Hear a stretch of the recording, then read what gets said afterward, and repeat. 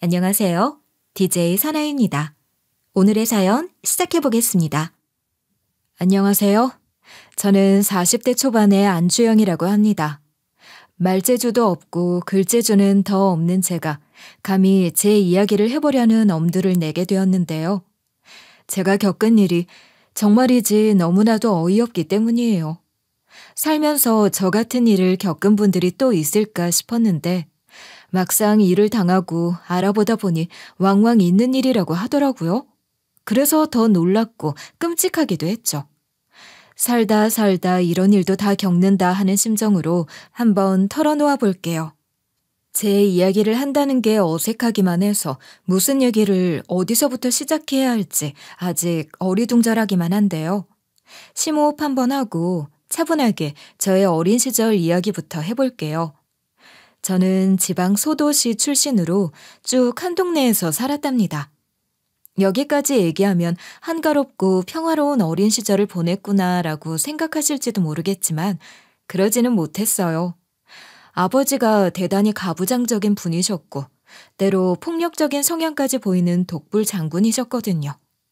그러니 저는 늘 그런 아버지 비위 맞추느라 힘들게 사는 엄마를 안타깝게 바라보며 저 또한 아버지를 무서워하며 자랐죠.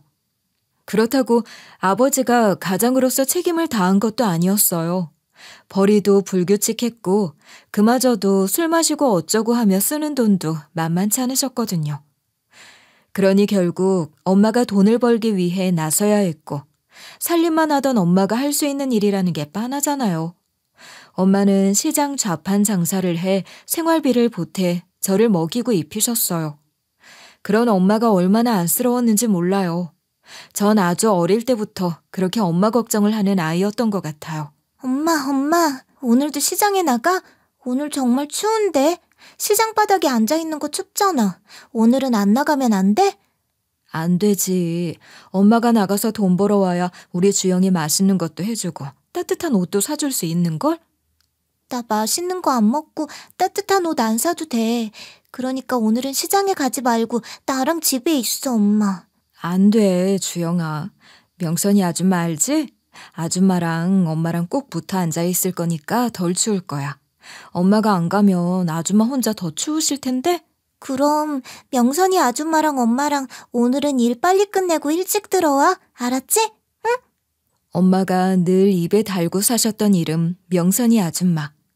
명선이 아줌마는 엄마가 아버지 대신 의지했던 분으로 엄마랑 같이 좌판 장사를 하는 이웃분이셨어요.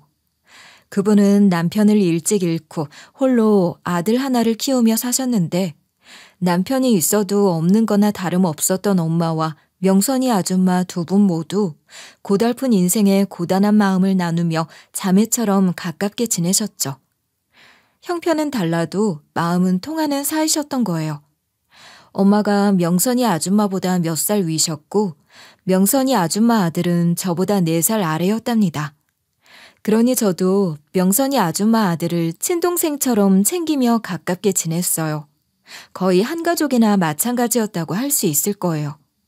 두 분이서 시장 장사를 마치고 함께 저희 집으로 오셔서 저녁을 같이 먹는 날도 많았으니 식구였죠 뭐. 밥 같이 먹으면 식구 아닌가요? 아유, 이 집 김치는 유난히 맛있다니까. 똑같은 재료 사다가 하는데 왜 이렇게 맛이 다른 거야? 언니, 손맛 비결이 뭐유? 다르긴 뭐가 다르다고 그래. 너희 집 김치도 맛있기만 하던데. 남이 차려주는 밥상이라 더 맛있는 거야. 그런가? 그나저나 이제 슬슬 넘어가야지. 이 집 신랑 언제 오실지도 모르고. 언니는 좋겠어. 꼬박꼬박 들어오는 남편도 있고. 나 놀리니? 독재자 같은 남편이 뭐가 좋다고. 독재자 같은 남편이라도 있는 게 낫지. 누가 뭐라고 해도 나 같은 과부가 제일 처량하고 불쌍한 거라고. 차분하고 온화한 성향의 엄마와 달리 명선이 아줌마는 말도 훅훅 아무렇게나 잘하는 다소 억척스러운 면이 있는 분이셨는데요. 입만 열면 과부 팔자가 제일 불쌍하다 어쩐다 하셨어도 강단 있게 잘 살아가는 분이셨어요. 책임감은 강하지만 마음이 여린 엄마랑은 성향적으로 좀 다른 분이긴 했지만 제가 보기에 두 분은 그렇게 서로 갖지 못한 부분을 도움받고 위로받으며 의지하고 지내셨던 것 같아요. 다른 면이 있기에 오히려 더 잘 지내셨다고 할까요? 온 동네가 다 알 정도로 독불 장군이셨던 아버지는 제가 고등학교 1학년 때 돌아가셨어요. 이런 얘기를 하는 게 어떨지 모르겠지만 있어도 없는 것보다 딱히 나은 것도 없다 생각했던 아버지가 돌아가셨을 때 차라리 잘 됐다 싶은 생각까지 들었던 게 사실입니다. 그런 생각을 하는 게 죄스러운가 싶기도 했지만 엄마를 힘들게 하기만 했던 아버지가 안 계시게 됐다는 게 솔직히 좋았어요. 이제 엄마가 고생을 덜 하겠다 싶었으니까요. 엄마뿐만 아니라 제 마음도 한결 안정됐던 것 같아요. 아버지가 계실 땐 늘 뭔가 불안한 기분을 갖고 사는 것 같았는데 그런 게 싹 사라지더라고요. 그 덕분에 그때부터 공부에도 더 집중할 수 있었습니다. 작은 동네에서 자랐으니 우물안 개구리라 할 수도 있겠지만 그래도 저는 그 안에서 나름대로 공부를 꽤 잘하는 편이었어요. 공부 말고는 딱히 할 것도 없었고 공부라도 열심히 해야 무슨 길이 생겨도 생긴다는 생각에 정말 열심히 했거든요. 우리 딸 이번에도 성적을 이렇게나 잘 받아왔네. 엄마가 해준 것도 없는데 혼자서 이렇게 잘하는 딸 장해. 고마워. 에이, 그럴 정도는 아니지 뭐. 전교 1등을 맡아놓고 하는 정도쯤 되면 모를까. 그런 것도 아니잖아. 무슨 소리야. 너만큼 하는 게 쉬워? 엄만 전교 1등 하나도 안 부럽네. 딸, 공부 열심히 해. 엄마가 너 대학 공부만큼은 꼭 시켜줄 거야. 등록금 걱정은 하지 마. 내가 공부를 왜 열심히 하는데. 장학금 받고 대학 다닐 거야. 그러니까 엄만 내 걱정 말고 이제 엄마 인생도 좀 즐기면서 살아요. 아이고 현이야. 너 이러면 엄마 또 눈물 나잖아. 장학금 받겠다고 기를 쓰고 너무 그러지 마. 엄마가 하나뿐인 우리 딸 대학 못 보낼까 봐 그래? 눈물이 그렁그렁 맺힌 빨간 눈으로 엄마는 자신 있게 말씀하셨지만 그런다고 제가 모르겠어요. 저희 집 형편에 말이 쉽지 그게 그런 게 아니죠. 엄마가 그러지 말라고 하셨지만 전 정말 기를 쓰고 공부해서 장학금 받겠다는 생각뿐이었던 것 같아요. 그렇게 열심히였으니 학교 선생님들께서도 기특하다 여기셨는데 안쓰럽다 여기셨는지 정보도 많이 주시고 그러셨는데요. 농어촌 특별 전형에 대해서 알게 된 뒤로도 아예 그걸 노려야겠다는 생각으로 그 전형이 있는 학교에서 요구하는 점수에 특별히 더 공을 많이 들였어요. 일찌감치 진로를 정하고 준비한 덕분에 인근 광역시 국립대 농어촌 특별 전형으로 장학금까지 받고 진학할 수 있었습니다. 저희 지역에서 그 대학에 가는 것 정도면 정말 대단한 거였어요.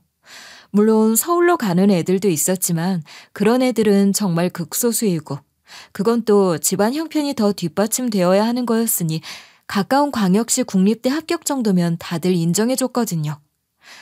제일 호들갑을 떨면서 부러워한 건 다름 아닌 명선이 아줌마였습니다. 세상에 언니는 정말 복도 많아. 어떻게 이런 딸을 다 낳았대? 과외 한번 안 하고 국립대 그것도 장학금까지 받고 척하니 붙었잖아. 부럽다 정말. 그러니까 말이야. 나도 내가 전생에 뭘 그렇게 잘했기에 이런 딸이 내 딸로 왔나 싶어. 동네 잔치라도 해야 하는 거 아닌지 몰라. 경사 아니야. 그럼 잔치하고도 남지. 아유 우리 아들이 주영이 반의 반만 따라가도 좋겠어. 수영아 저 자식 좀 어떻게 좀 해봐. 저놈 저건 저러다 대학이나 가려나 모르겠어. 아직 중학생이잖아요.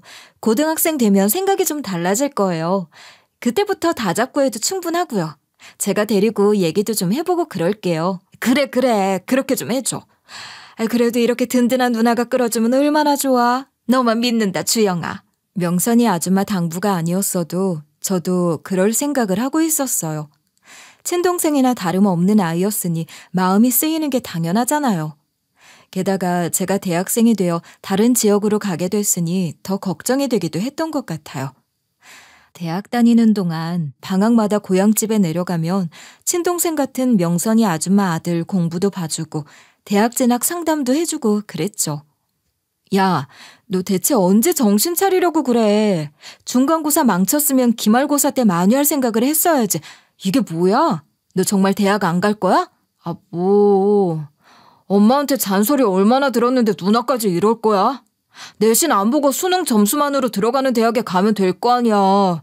난 정말 내신 공부는 체질이 안 맞아. 웃기고 있네. 내신 안 되는 주제, 수능은 뭐 저절로 되는 건 줄 알아? 어떻게 대학을 요행으로 갈 생각을 하니? 아직 안 늦었어. 네가 다니는 학교에서 내신 성적 올리는 건 의외로 어렵지 않다니까? 내 말 믿고 한 번만 해보자. 내가 도와줄게. 주객이 전도된 것 같으시죠? 제가 도와주는 건데 거의 사정을 하다시피 어르고 달래서 공부를 하게 해야 했답니다. 그래도 어찌어찌 그 동생도 제가 다닌 국립대학에 진학을 하긴 했어요. 농어촌 특별 전형이 아니었다면 어림도 없었을 성적으로 제일 점수 낮은 학과에 간신히 들어온 거긴 하지만 어쨌거나 대학생이 됐으니 이제부터는 취업을 목표로 열심히 하라고 격려했죠. 그 동생이 대학생이 됐을 때 전 이미 대학을 졸업하고 취업이 확정된 상태였거든요. 대학이라도 같은 시기에 다녔더라면 제가 더 잘 봐줄 텐데 싶고 물가에 내놓은 아이 마냥 마음이 쓰여서 잔소리를 더 많이 했던 것 같아요. 같은 시기에 대학을 다니진 않았지만 저는 졸업 후에도 학교 근처에서 자취를 하며 회사에 다녔고 그 동생은 기숙사 생활을 했으니 여러모로 제가 많이 챙겼죠. 누나, 학교 앞에 김치찌개 제일 잘하는 집이 어디야? 식당들이 다 왜 이렇게 맛이 없어? 학교 앞 식당 찾아다닐 생각하지 말고 그냥 학식 먹어. 그게 몸에도 좋아. 식당 음식 다 짜고 달고 뭐가 좋다고 그래. 돈만 더 많이 쓰지. 그래도 어떻게 학식만 먹냐고. 벌써 지겨운데. 정 김치찌개 먹고 싶으면 주말에 내가 한 번씩 해줄 테니까 식당에 헛돈 쓰지 말고 아껴 써. 아줌마가 고생해서 보내주시는 돈이잖아. 또 잔소리. 소문난 효녀인 거 잘 아는데 아줌마한테나 잘해. 우리 엄마한테는 내가 알아서 할 테니까. 철딱 써니. 대학생씩이나 되어서도 아직 응석바지 막둥이 같았으니 제가 더 챙길 수밖에 없었죠. 1학년 신입생 코찔찔이 시절은 물론이고 1학년 마치자마자 군대에 간 동안에도 제가 뒷바라지를 해줬으니 친누나도 그렇게는 못했을 겁니다. 명선이 아줌마도 장사하시느라 늘 바쁘시니 저 혼자 면회를 다녀온 적도 있었어요. 명선이 아줌마가 말을 좀 험하게 하시긴 해도 아들 사랑만큼은 못 말리는 분이시거든요. 군대에 보내놓고 그렇게 우신다고 엄마도 걱정하시고 저도 마음이 쓰였으니 친누나, 때로는 엄마 같은 심정으로 진짜 물심양면 잘 챙겨줬다고 자부할 수 있어요. 정말 딱 막내 동생 같은 느낌이라 챙겨주지 않을 수 없었다고 해야 할까요?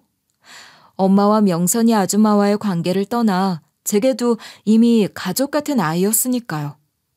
그렇게 지내던 동생인데 전역하고 얼마 후 그 녀석이 난데없이 남자로 다가오더라고요. 처음엔 너무 당황스러웠어요. 아니, 당황스러웠다는 표현으로는 부족할 것 같은데 딱히 또 뭐라고 표현을 해야 할지도 모르겠네요.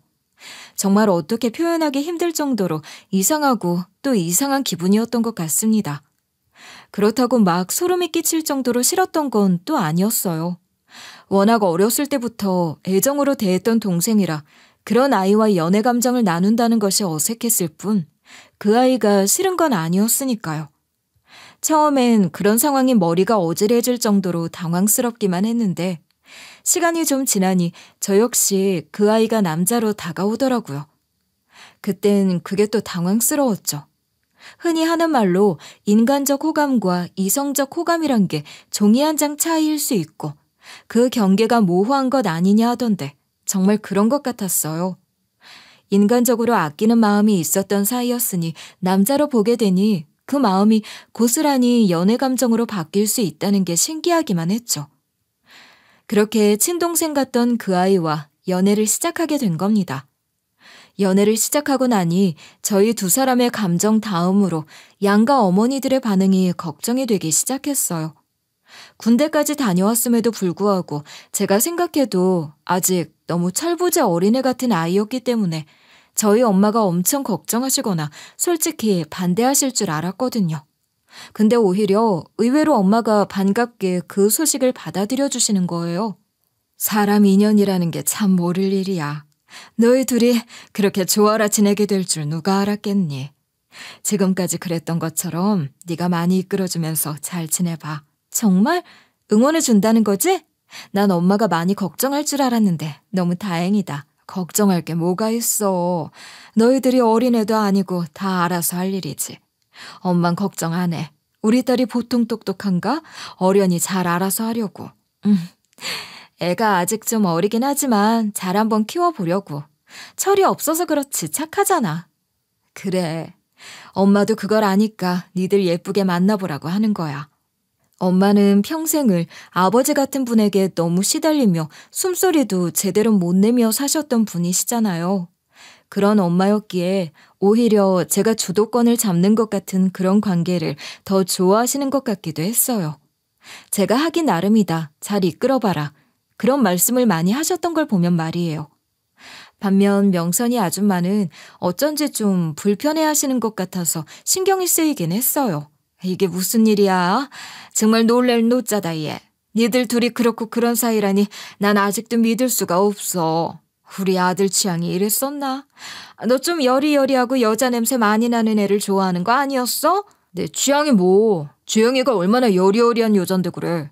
뭐? 주영이가 여리여리? 소가 웃겠다. 주영이는 여리여리보단 억척스러운 쪽이지. 말은 바로 해라 얘. 억척스러운 건 엄마고 주영이는 완전 여자야. 엄마 모르는 그런 게 있지. 하여간 우리 둘 사귀는 사이니까 엄마도 알고 있으라고. 아줌마, 저희 예쁘게 만나볼게요. 좋게 봐주세요. 명선이 아줌마가 탐탁 차는 기색을 너무 드러내셔서 저도 모르게 저자세가 되어 예쁘게 봐주세요 라는 말까지 하고 있더라고요. 아줌마는 아마도 제가 나이도 4살이나 더 많고 자기 아들보다 기가 더 세다는 것이 영 못마땅하신 것 같았어요. 그렇긴 해도 그런 마음을 노골적으로 표현하면서 저희가 만나는 걸 반대하신다거나 그러시진 않으셨어요. 그도 그럴 것이 사실 제가 실질적으로 도움을 많이 주고 있었거든요. 대학 생활 잘할 수 있도록 옆에서 보살피는 건 물론이고 어디라도 취직해서 착실하게 살 수 있길 바라는 마음으로 도움을 많이 주고 있었죠.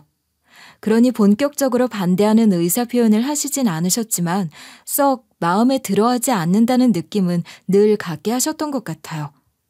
제가 옆에서 그렇게 코치를 열심히 했음에도 불구하고 그 친구는 대학 졸업하고도 한참을 자리를 잡지 못하고 방황했는데 남자친구가 그러고 있는 걸 제가 가만히 두고 볼 수만은 없잖아요.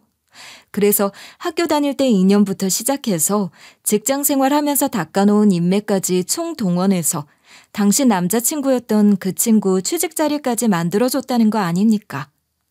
그러니까 제 인맥으로 꽂아준 거라고요. 제가 그렇게까지 했으니 그땐 명선이 아줌마도 저를 좀 인정하시긴 했죠. 그래도 주영이 네가 큰일 했구나. 저 녀석 저거 언제까지 저러고 있으려나 했는데 네 덕분에 취직을 다 하고 말이다. 아니에요. 전 그저 소개만 한 거고 그쪽에서 마음에 안 들었으면 채용을 안 했을 거예요. 자격이 되니까 뽑은 거죠. 아니야. 주영이 아니었으면 엄두도 못 냈을 거야. 낙하산 소리 듣게 생기긴 했지만 뭐 낙하산은 아무나 하나. 하여간 너란 녀석은 뇌 구조가 어떻게 생겨먹은 거니? 지금 그런 소리가 나와? 아휴, 가서 잘해. 괜히 소개한 사람까지 곤란하게 만들지 말고. 그렇게 남자친구 취직 자리까지 만들어줬을 때 그때 저희 엄마는 명선이 아줌마가 당장 결혼이라도 시키자고 하는 건 아닐까 하며 내심 기대를 하셨거든요. 근데 끝내 선뜻 결혼시키자는 소리는 안 하시더라고요. 명선이 아줌마가 절 썩 내켜하지 않는다는 걸 엄마도 눈치채고 있는 상황이라 엄마가 먼저 결혼 얘기를 꺼내기는 조심스러우셨을 테고 명선이 아줌마가 먼저 얘기를 꺼내주길 바라셨는데 안 그러셨던 거죠. 가뜩이나 조심스러웠던 제 마음도 불편하기만 했던 것 같아요. 그렇게 꽤 긴 연애를 하다 보니 제 나이가 벌써 32이 넘어가게 된 겁니다. 그러니 더 이상 미루면 안 되겠다 싶으셨는지 자존심이고 뭐고 다 집어 던지고 저희 엄마가 명선이 아줌마에게 부탁하듯 저희들 결혼 얘기를 꺼내셨어요. 애들 만난 지도 벌써 몇 년이야. 이제 둘 다 어엿한 사회인으로 제목 다 하고 있으니 결혼시켜도 되지 않겠어? 아유, 아직 우리의 30도 안 되는데 결혼은 좀 이르지. 언니, 난 아직 우리 아들 보면 유치원 다닐 때 모습 그대로인 것 같아. 하는 짓이면 뭐며. 우리 주영이는 벌써 32 아니야. 1살이라도 어릴 때 애도 낳고 그래야지. 안 그래? 그러니까 이제 그만 결혼시키자. 나랑 사돈하자고. 엄마가 그렇게까지 하셔야 하는 게 저로서도 자존심이 상하긴 했지만 결혼이 아쉬운 건 저도 마찬가지였으니 뭐라고 할 수도 없었어요. 그렇게 저희 부부는 결혼을 하게 됐답니다. 결혼을 하고 나서도 명선이 아줌마, 아니 시모의 눈치도 있고 해서 웬만하면 남편 존중하고 위하며 좋은 아내, 좋은 며느리로 살려고 최선을 다했어요. 애초에 결혼을 결심했을 때, 아니 남편과 연애를 시작할 때부터 그런 생각을 했었거든요. 시모가 절 마음에 들어하지 않아 하셨던 가장 큰 이유도 제가 남편 위에서 남편을 맘대로 휘두르지 않을까 하는 것이었으니 더욱 조신한 아내, 며느리로서의 모습을 보여드리려고 했던 것 같기도 해요. 아무리 그래도 솔직히 초반에는 시모와 기싸움 같은 게 있긴 있었답니다. 저도 사람인지라 아무리 그렇게 마음을 먹었다고 해도 시모가 자꾸 긁어대면 저도 긁히는 거죠. 그래도 시모가 깐깐하게 굴수록 더욱 묵묵하게 응대하려고 노력했어요. 그 모습을 옆에서 다 지켜보셨던 저희 엄마도 그렇게 하는 게 도리라며 절 위로하시는 듯 응원하셨고 말이에요. 남편이요? 남편은 여전히 철딱선이 없어 보일 때가 많았지만 그래도 저한테 애교 부리고 그러는 걸 보면 사랑스럽다고 해야 할까요? 귀엽다고 해야 할까요? 그런 정이 있었으니 남편과 결혼까지 결심했던 것 아니겠어요? 또 그런 남편 생각해서 시모에게도 더 잘하려고 했습니다. 결혼을 서둘렀다고 하기엔 이미 연애 기간도 충분히 길었고 제 나이 생각하면 그런 것도 아니긴 했지만 어쨌든 결론적으로 저나 저희 엄마가 서둘러서 결혼 얘기를 꺼낸 것이니 그렇게 얘기를 할게요. 결혼을 빨리 하려고 했던 가장 큰 이유가 아이를 낳는 것 때문이었잖아요. 결혼만 하면 금방 생길 줄 알았는데 그게 또 사람 마음처럼 되는 게 아니더군요. 결혼하고 3년 차에 접어들어서야 기다리던 아이를 갖게 됐고 엄마는 물론 남편과 시모까지 모두 그 소식을 반가워했어요. 그런데 저희 엄마는 그토록 기다리시던 외손주를 안아보지도 못하고 돌아가셨습니다. 예정일이 불과 1달 남짓 남은 상황에서 엄마가 돌아가신 거예요. 만삭의 몸으로 엄마 장례를 치르는데 얼마나 서럽던지요. 엄마 묘는 고향 근처 한적한 곳으로 정했어요. 엄마가 딱 좋아하실 것 같은 그런 곳이었죠. 그런 곳에 엄마 묘를 잘 써드리고 나니 그래도 마음에 좀 위로가 되는 것 같았습니다. 그런데 엄마를 묻던 그날 어디서 나왔는지 모를 새끼 백구 한 마리가 계속해서 엄마 묘 주변을 맴도는 거예요. 도저히 모른 척할 수가 없더라고요. 이제 겨우 젖을 뗐을까 싶은 아주 어린 새끼 강아지였으니 제 뱃속에 아이 생각도 나고 해서 더 마음이 쓰였던 것 같아요.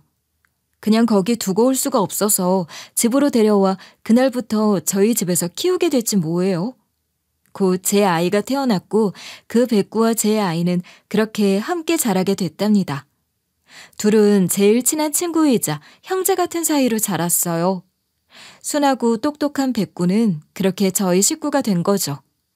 엄마가 돌아가신 후부터 시모는 부쩍 저희 집에 자주 오셨는데요. 그때마다 그 백구를 두고 뭐라고 하시더라고요. 아니, 기어이 저걸 데려다 키운다는 거야? 온 집에 털 날리고 애 키우는 집에서 이게 무슨 일이야 정말? 어디 갖다 주면 안 되겠니? 어머니, 그런 말씀 마세요. 얜 이제 저희 식구나 다름없어요. 누구보다 애가 제일 좋아하는 거려? 그리고 아이 정서에도 반려견 키우는 게 그렇게 좋다니 너무 걱정 마세요. 정서고 뭐고 가네. 난 저 개털만 생각하면 괜히 코가 간질간질한 것 같고 찜찜해 죽겠어. 아휴, 그럼 저희 집에 그만 좀 오세요. 목구멍까지 그 소리가 올라오지 뭐예요? 아니, 제가 예민하게 구는 게 아니라 그럴 정도로 자주 오셨다고요. 고향에서 저희 엄마랑 두 분이서 여전히 가깝게 지내셨는데 엄마가 돌아가시고 나니 적적하셔서 더 그러신 것도 있는 것 같아서 뭐라고 말은 못하지만 좀 심하다 싶을 정도로 자주 오셨고 한 번 오시면 잘 내려가려고 하지도 않으시는 거예요. 오죽하면 저보다 남편이 먼저 나서서 한 소리를 하더라고요. 엄마, 대체 언제까지 있으려고? 집 그렇게 오래 비워도 돼? 이제 내려가셔야지. 내려가봤자 누가 있는 것도 아니고 가면 뭐 할 거냐고. 빈집이나 지키고 있느니 여기서 니들 살림이나 도와주고 있는 게 낫지. 안 그래? 아니, 아무리 그래도 그렇지. 집 너무 오래 비워두면 안 좋아. 얘 친정엄마도 안 계시는데 내가 산후조리며 육아 같은 거 옆에서 도와주면 좋지. 뭘 자꾸 내려가래? 내가 알아서 할 테니까 잔말 마. 주영아, 안 그러냐? 내가 옆에 있으면 네가 확실히 수월하잖아. 네? 네, 챙겨주시면 감사하긴 하죠. 시모가 그렇게 오래 눌러앉아 계시면 불편하기도 했지만 도움을 받는 부분도 분명 있었어요. 그건 아니라고 못합니다. 맞아요. 또 아무리 그래도 아이를 남의 손에 맡기는 것보다야 할머니가 봐주시는 게 낫지 않겠나 하는 생각도 있었고요. 그런저런 생각으로 시모에게 육아를 부탁드리고 저는 복직을 하기로 했어요. 경제적인 부분도 생각하지 않을 수 없잖아요. 또 커리어에 있어서도 저는 계속 일을 하고 싶었기에 시모의 도움을 받기로 했던 겁니다. 덕분에 저는 복직해서 일에 집중할 수 있었고 아이 키우는 워킹맘으로서 제가 과연 잘할 수 있을까 하는 두려움을 극복하며 회사에서도 점차 인정을 받아가기 시작했어요. 그리고 한번 궤도에 오르기 시작하니 모든 일이 다 너무 술술 잘 풀리는 것만 같더라고요. 그렇게 전 그야말로 승승장구를 하고 있었다고 할 수 있을 겁니다. 단순히 잘 나가게 되고 뭐 그런 것보다 제가 하는 일에 대한 인정을 받고 앞으로도 계속해서 일을 할 수 있다는 게 너무 좋았던 것 같아요. 그러나 남편의 회사 생활은 어째 영 신통치가 않았던 거예요. 요즘 왜 이렇게 기운이 없어? 뭐가 잘 안 되는 거야? 당신한테는 미안한 말이지만 회사가 영 나랑 안 맞는 것 같아. 꽂아준 성의를 생각해서라도 내가 열심히 잘해야 하는데 내 걱정을 할 때가 아니지. 뭐가 문제인 것 같아? 사람들이 잘 안 맞는 거야? 일이 그런 거야? 원인을 알아야 해결도 할 수 있잖아. 그걸 모르겠어. 딱히 뭐 때문이라고 콕 집어 말하기가 애매해. 그냥 왠지 모르게 나랑 안 맞는 것 같아. 그뿐이야. 남편이 그러고 있으니 걱정도 되고 속이 상하기도 했어요. 뭐라도 도움이 되고 싶은 마음에 분야도 다른 일이지만 옆에서 같이 고민하면서 어떻게든 잘 적응할 수 있길 바라는 마음이었어요. 그럼에도 불구하고 남편은 저보다도 의욕이 없어 보여서 그게 더 안타깝기만 했죠. 그래도 그만두겠다 소리는 안 하고 매일 회사로 출근은 하고 있으니 다행이라고 생각해야 하는 건가 싶기도 했습니다. 그렇게 시간이 흘러 저희 아들이 벌써 유치원생이 됐어요. 내년이면 초등학생이 된다니. 하루가 다르게 쑥쑥 크는 아들을 보면서 부쩍 엄마 생각이 많이 나기도 했어요. 아들도 하나 못 낳았다고 그걸 가지고도 그렇게 구박받았던 엄마셨거든요. 그런 엄마가 제 아들을 보셨다면 얼마나 좋아하셨을까요? 그런 생각이 참 많이 들었던 것 같아요. 유난히 엄마 생각을 많이 했던 요즘인데 하루는 시모가 또 엄마 얘기를 꺼내시더라고요. 예, 주영아, 애미야. 네 엄마 묘말이다. 이장하면 어때? 네? 이장이요? 난데없이 그게 무슨 말씀이세요? 엄마 묘자리 한적하고 참 좋다고 생각하고 있는 거려? 엄마도 좋아하실 것 같고요. 그건 그런데 나도 이제 고향 떠나서 여기 니들 옆에 와 있는데 네 엄마만 혼자 너무 멀리서 외롭지 않겠어? 자주 가보지도 못하고 방치해두는 것 같아 마음이 아파서 말이야. 시모가 그렇게 말씀하시는데 울컥해서 눈물이 고이는 거예요. 마침 엄마 생각이 많이 났던 때라 더 그랬던 것 같기도 하고 시모 그 마음이 너무 감사했어요. 진심으로 말이에요. 어머니, 어떻게 그런 생각을 다 해주시고 저 너무 감동이에요 정말. 내가 너희 엄마랑 보통 사이였니? 당연한 걸 가지고 그러는구나. 마침 내가 잘 아는 사람이 이 근처에 괜찮은 공원 묘지가 있다고 소개를 해주던데 들어보니 가격도 적당하고 무엇보다 집에서 가까우니 얼마나 좋으냐. 그래요? 어디에 있는 건데요? 저도 한번 찾아볼게요. 어머님 말씀 감사하긴 한데 그래도 이장이라는 게 좀 조심스럽긴 하네요. 그럴 것도 없어. 다 생각하기 나름이지. 내가 이장 비용도 좀 보탤 테니까 그렇게 하렴. 저희 시모가 보통 짠순이가 아니신데 대체 무슨 일로 엄마 묘 이장 비용까지 내겠다고 하시는 건지 고마움을 떠나 놀랍기까지 했지 뭐예요. 엄마가 늘 명선이 저 짠순이 보통 야문 게 아니다 하셨던 게 생각나기도 했습니다. 엄마가 돌아가시고 나서 엄마 생각을 제일 많이 하게 됐던 것 같아요. 엄마 생일이나 기일을 앞둔 것도 아닌데 말이에요.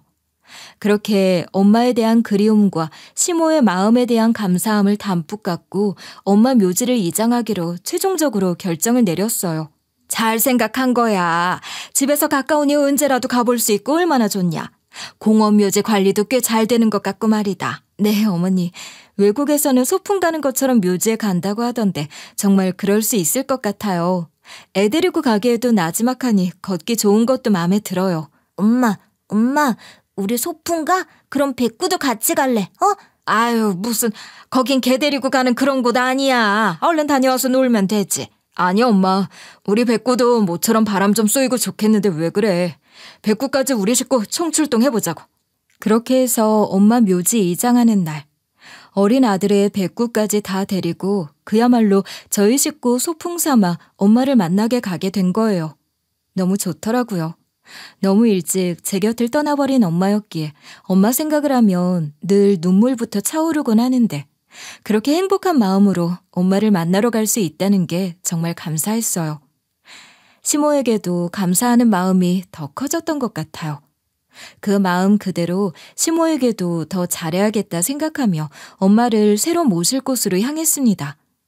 이제 엄마를 가까이 모시게 됐으니 더 자주 찾아와야지 하는 마음으로 이장 절차를 진행했는데 저희 집 백구가 이상하리만큼 자꾸 엄마 묘지 주변을 파헤치는 거예요.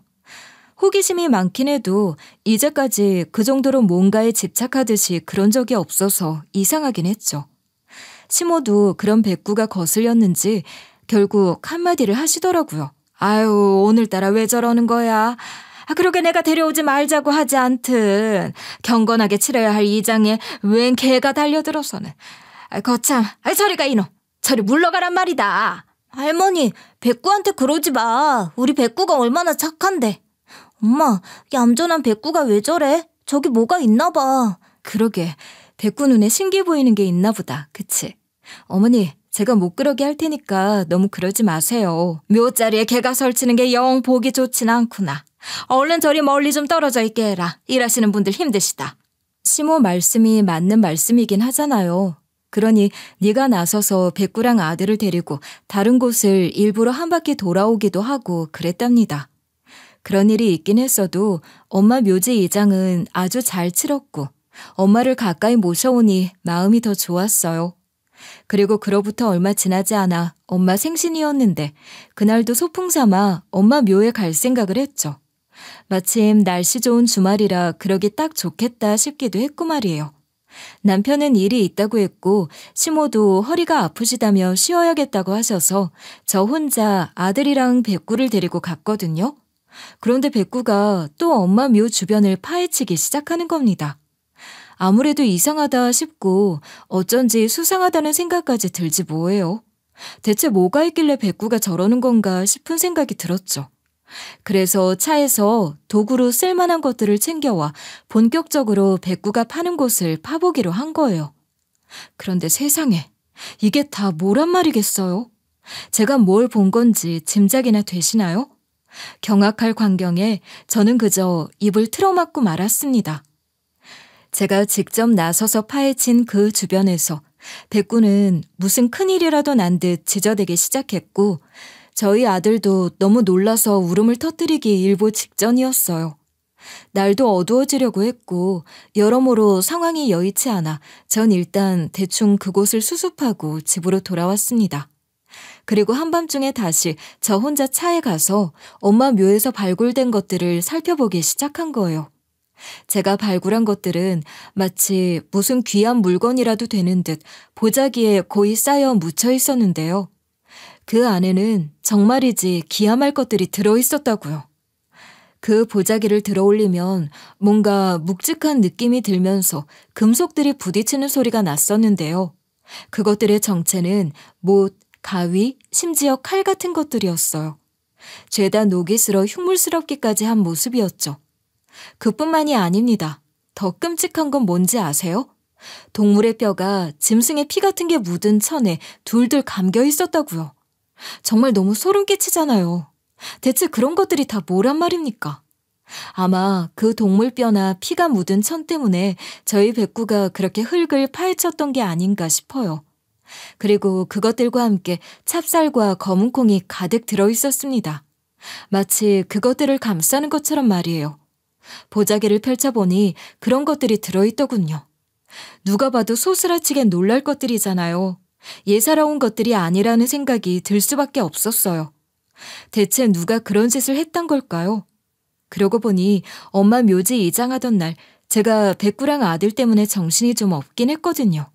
그래도 차분히 기억을 더듬어 보니 시모가 인부들에게 무슨 당부 같은 걸 했던 것 같은 장면이 어렴풋이 떠오르는 것 같기도 했어요. 다음 날 저는 그 보자기에 쌓여있던 물건들의 정체를 알기 위해 무속인을 찾아갔습니다. 화려한 보자기도 그렇고 그 안에 들어있는 예사롭지 않은 물건들은 분명 무속신앙이나 민간신앙에서 어떤 의미가 있는 물건들인 것 같았으니 그런 곳을 찾아가 본 거였어요. 그리고 제 짐작은 틀리지 않았더군요. 이게 뭐야? 어디서 난 걸 내 집에 들고 들어와? 죄송합니다. 다른 뜻은 없어요.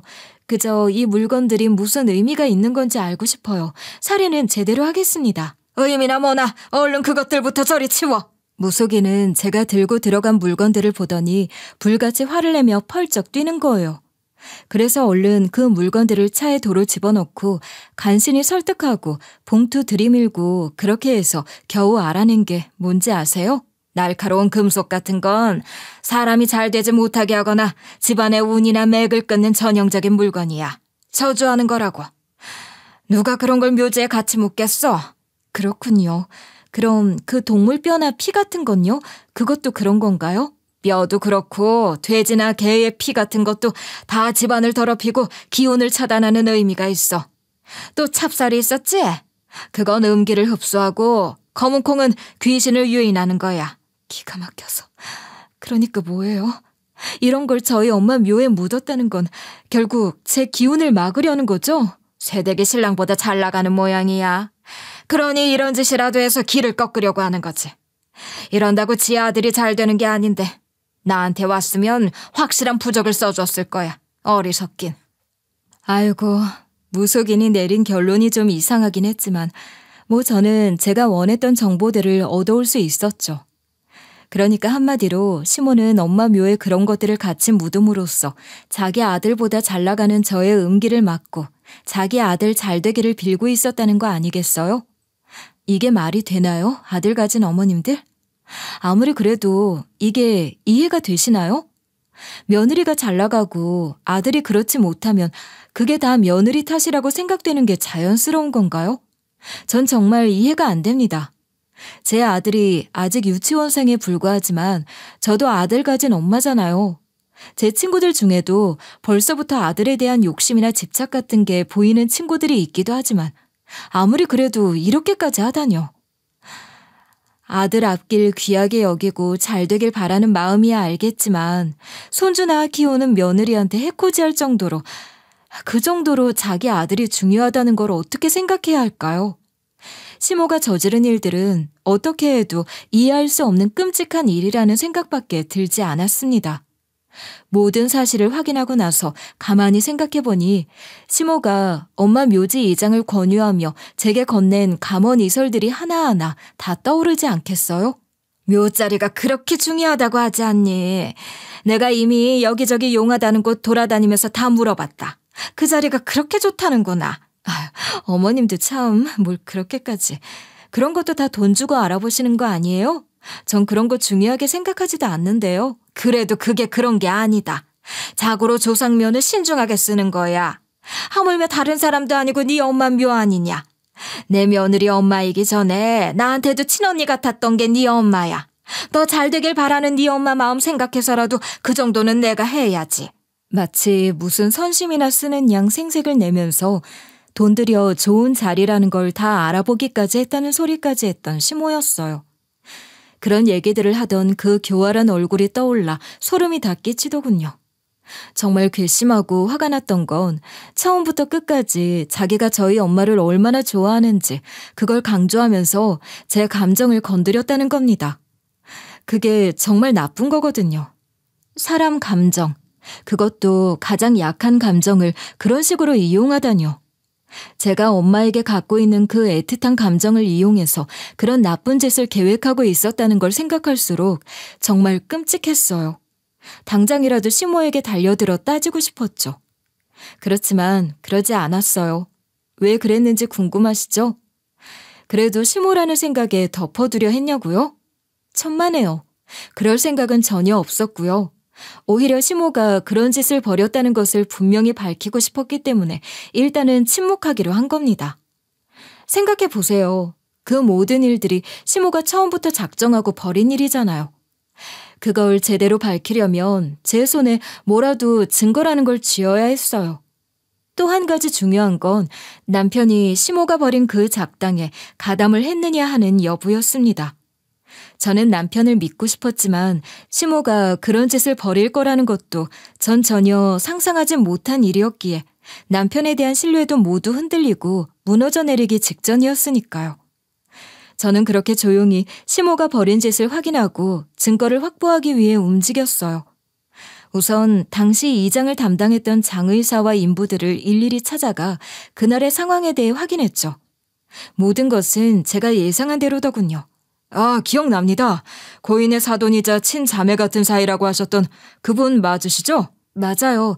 특별히 부탁한 게 있진 않았나요? 고인이 평소 아끼던 물건들이라며 뭘 정성스럽게 잔뜩 싼 보자기 같은 걸 같이 잘 묻어달라고 했어요. 혹시 그 보자기가 이거 아니에요? 기억을 하실까요? 아, 네, 이거 맞는 것 같아요. 아니, 맞아요. 확실해요. 이런 식으로 뭘 같이 묻어달라고 하는 일이 종종 있어서 이상하다 생각하진 않았는데. 왜요? 뭐가 잘못됐나요? 우린 그저 시키는 대로 했을 뿐이에요. 괜한 일에 덩달아 같이 휘말릴까봐 인부들이 몸을 사리며 한 발짝 물러나려 했기에 저는 그런 게 아니라고 안심시키며 혹시 남편이 같이 왔었다거나 그런 정황이 있는지 추가적으로 알아내려고 했는데 그런 것 같지는 않더라고요. 그러나 남편의 가담 여부를 떠나 시모의 행동만으로도 이미 분노와 배신감에 휩싸이기에 충분했죠. 그날 밤 남편 귀가 시간이 좀 늦어진다기에 작정하고 시모 앞에 제가 모은 증거들을 내놓으며 말했습니다. 어머니, 이것들을 다 모른다고 하시진 못하실 겁니다. 대체 무슨 짓을 하신 거죠? 아니, 이걸 어떻게... 너 지금 이딴 걸 들고 와서 날 취조라도 하겠단 거야? 이걸 보고도 그렇게 뻔뻔하게 나오신다고요? 어떻게 이런 짓까지 하세요? 제가 뭘 그렇게 잘못했다고요? 그러는 난 뭘 그렇게 잘못했냐? 다 너 잘 되라고 한 거야. 내 아들이 잘 돼야 가정이 바로 서고 결국 네가 잘 되는 거 아니겠냐? 지금 그걸 말씀이라고 하세요? 제 앞길 막는 게 어떻게 제 남편 잘 되게 하는 일이란 거죠? 그리고 남편이 잘 돼야 제가 잘 되는 거라뇨. 그런 구시대적 발상을 어쩜 그렇게 당당하게 내어놓으실 수 있냐고요. 저는 격앙된 목소리로 시모를 다그쳤고 시모 또한 아랑곳하지 않고 뻔뻔하게 나오는 바람에 만만찮은 설전을 벌이고 있었어요. 그리고 바로 그때 남편이 들어온 거예요. 남편은 제가 시모 앞에 꺼내놓은 것들을 보고 한눈에 알아보는 것 같더군요. 남편의 눈빛에서 그걸 읽어낸 순간 남편에 대한 배신감이 한꺼번에 몰려왔어요. 엄마, 기어이 그걸 한 거야? 내가 그렇게까지 말렸는데 어떻게 이럴 수가 있어? 엄마 정말 어떻게 된 거 아니야? 그러니까 남편이 미리 알고 있었던 건 맞지만 시모가 벌인 그 짓거리에 가담을 한 건 아니고 오히려 시모를 말렸던 모양이더라고요. 쓰나미처럼 몰려오던 배신감이 그나마 잔잔한 파도로 가라앉았죠. 참 다행이다. 안도의 한숨으로 가슴을 쓸어내리기도 했어요. 그래도 제 남편에게까지 배신을 당한 건 아니라는 생각이 들었으니까요. 아이고, 이 빙충이 같은 놈아. 네가 그렇게 물러터졌으니 네 마누라 저 기운에 눌려서 늘 그 모양 그 꼴인 게야. 엄마가 너 기펴고 살 수 있게 해준다고 했잖아. 엄마 말 듣고 엄마를 도왔어야지. 아유, 속 터져. 대체 무슨 소리를 하는 거야. 난 그렇게 생각한 적 한 번도 없어. 왜 엄마 마음대로 판단하고 이런 미친 짓까지 벌인 거냐고. 답답한 소리 좀 그만해. 네가 진작 엄마 말 들었으면 지금보다 훨씬 잘 됐을 거야. 정말 더 이상 들어줄 수가 없네. 지금 이 꼴로라도 살도록 만들어준 게 누군데 그런 소리를 하시는 거죠? 네? 어디 하나하나 따져볼까요? 저도 참을 만큼 참았고요. 그땐 정말 심오고 뭐고 아무것도 생각이 안 날 정도로 화가 많이 났던 것 같아요. 아주 제대로 날 잡았다는 생각으로 시모와 제대로 붙을 생각을 한 거예요. 제가 그렇게 난리를 치는데 시모는 거기서 한술 더 뜨며 제게 그러더군요. 아이고, 이제 아주 시애미고 뭐고 네가 눈에 뵈는 게 없구나. 나 너 같은 며느리 더 이상은 못 보고 산다. 내 아들이랑 당장 이혼해라. 그리고 우리 집안 핏줄은 내가 키울 테니 그리 알고 넌 양육비나 보내. 뭐라고요? 이혼이요? 대체 무슨 헛소리를 하는 거냐고요. 기가 막혀서 바로 반박하려고 나서는데 웬일로 남편이 저보다 먼저 나서서 거품 물고 자기 엄마한테 발악하듯 말하는 겁니다. 엄마, 대체 왜 그래? 엄마까지 이러지 않아도 나 너무 힘들어. 제발 좀 그만해.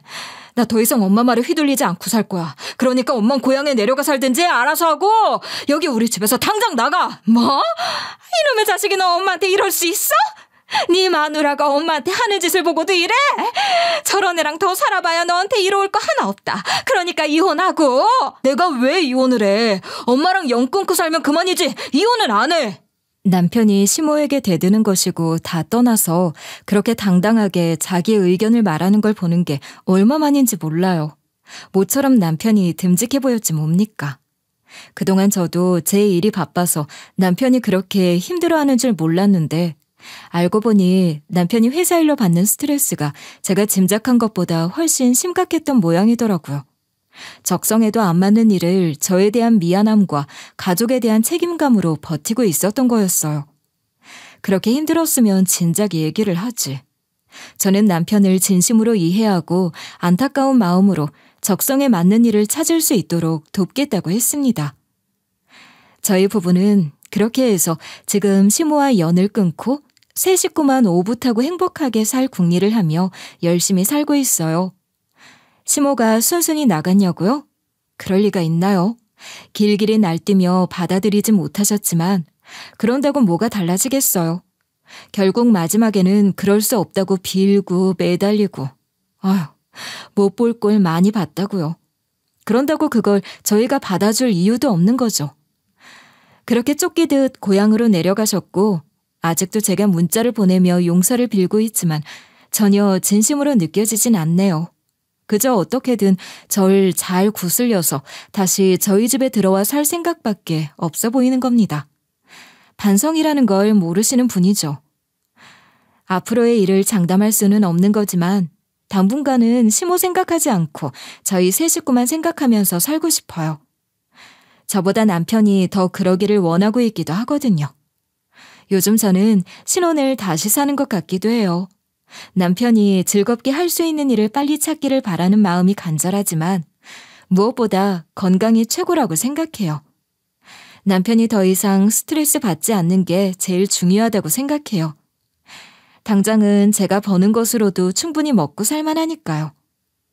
여러분, 제가 그런 끔찍한 일을 다 겪긴 했지만 그래도 그 일 덕분에 이렇게 새롭게 살 기회를 얻었다는 생각이 들기도 해요. 세상만사 나쁘기만 하란 법도 없는 거죠. 거꾸로 뒤집으면 또 좋기만 하란 법도 없는 것인 만큼 지금 누리는 것들에 감사하며 더 잘 살기 위해서 더 노력해야겠다고 생각합니다. 여러분들께도 좋은 일, 나쁜 일, 이런저런 일들이 많으시겠지만 그 안에서도 좋은 것들을 더 많이 생각하면 되지 않을까요? 저는 앞으로 그렇게 살 수 있을 것 같아요. 여러분들도 그러셨으면 좋겠다는 생각으로 제 이야기를 해봤답니다. 이렇게 끝까지 들어주셔서 너무 감사드려요. 우리 모두 행복합시다.